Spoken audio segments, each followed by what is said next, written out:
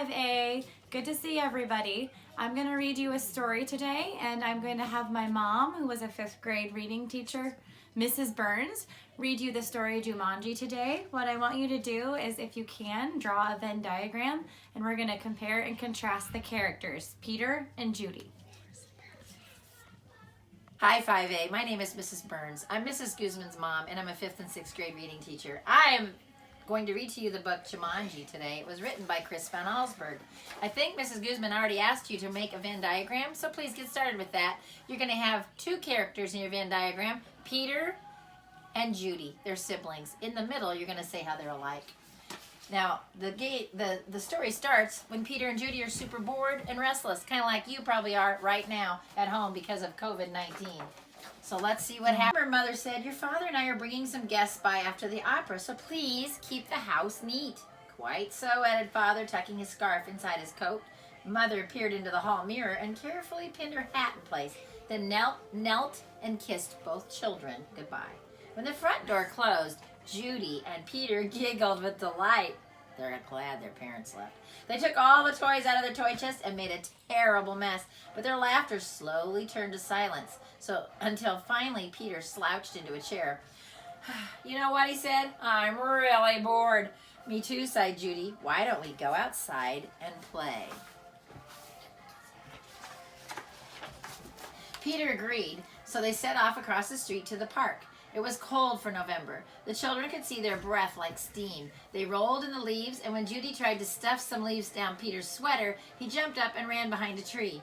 When his sister caught up with him, he was kneeling at the foot of the tree looking at a long, thin box.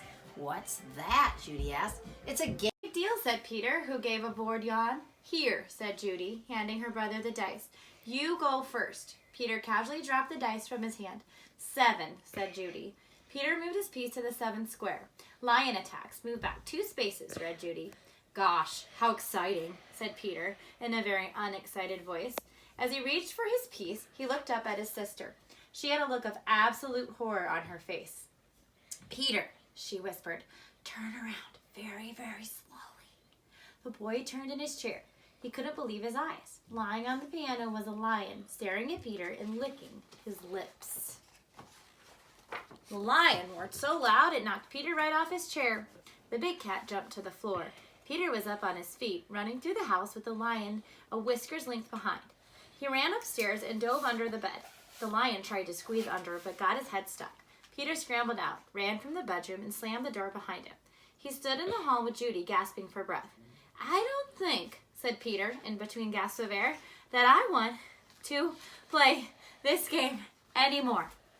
"But we have to," said Judy, as she helped Peter back downstairs. "I'm sure that's what the instructions mean. That lion won't go away until one of us wins the game."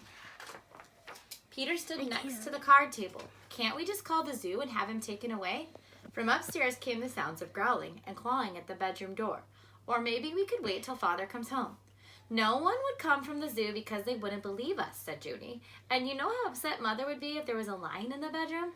We started this game, and now we have to finish it." Peter looked down at the game board. What if Judy rolled a 7?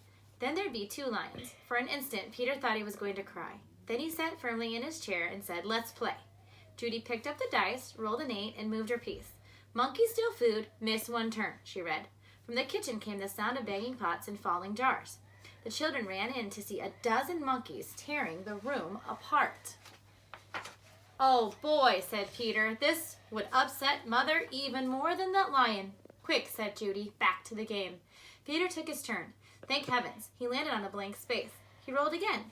"Monsoon season begins, lose 1 turn." Little raindrops began to fall in the living room.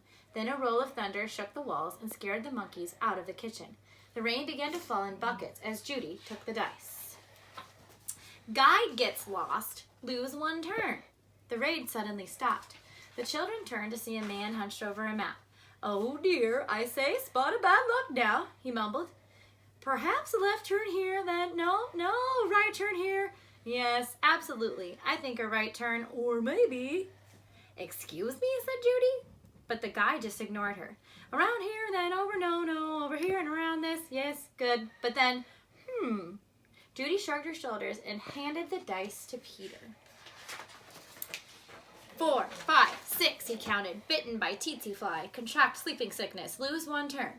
Judy heard a faint buzzing noise and watched a small insect land on Peter's nose. Peter lifted his hand to brush the bug away, but then stopped, gave a tremendous yawn, and fell sound asleep, his head on the... cried Judy, but it was no use. She grabbed the dice and moved to a blank. She rolled again and waited in amazement. Rhinoceros stampede, go back 2 spaces.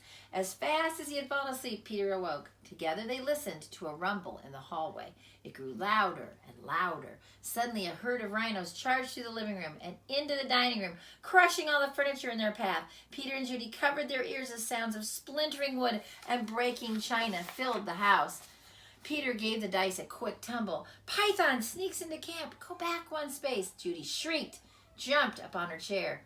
Over the fireplace, said Peter. Judy sat down again, nervously eyeing the 8-foot snake that was wrapping itself around the mantel clock.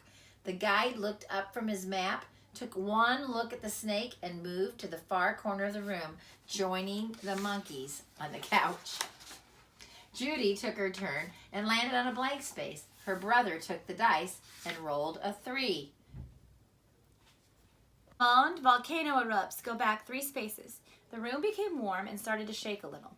Molten lava poured from the fireplace opening. It hit the water on the floor and the room filled with steam. Judy rolled the dice and moved ahead. Discover shortcut. Roll again. Oh dear, she cried. Judy saw the snake unwrapping himself from the clock. If you roll a 12, you can get out of the jungle, said Peter. Please, please, Judy begged as she shook the dice. The snake was wriggling its way to the floor. She dropped the dice from her hand. 1, 6, then another. Judy grabbed her piece and slammed it to the board. Jumanji, she yelled as loud as she could. The steam in the room became thicker and thicker. Judy could not even see Peter across the table. Then, as if all the doors and windows had been opened, a cool breeze cleared the steam from the room. Everything was just as it had been before the game. No monkeys, no guide, no water, no broken furniture, no snake, no lion roaring upstairs, no rhinos. Without saying a word to each other, Peter and Judy threw the game into its box. They bolted out the door, ran across the street to the park, and dropped the game under a tree. Back home, they quickly put all their toys away, but both children were too excited to sit quietly, so Peter took out a picture puzzle.